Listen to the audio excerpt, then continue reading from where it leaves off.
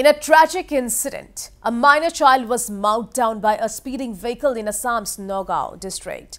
The incident happened at Marwaripatti in Sapormukh when a speeding vehicle mowed down a 7-year-old child. The victim, identified as Ruhi Das, was rushed to the hospital but died on the way. Meanwhile, the vehicle has been seized by the police. However, the driver appears to be absconding.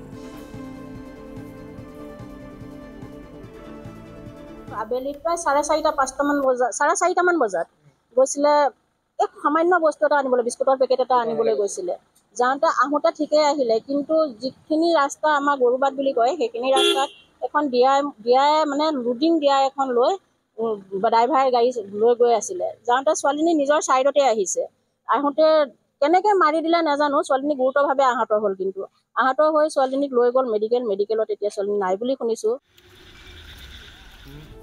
Well, another accident has been reported at Gusaigaon in Assam's Kokrajhar district.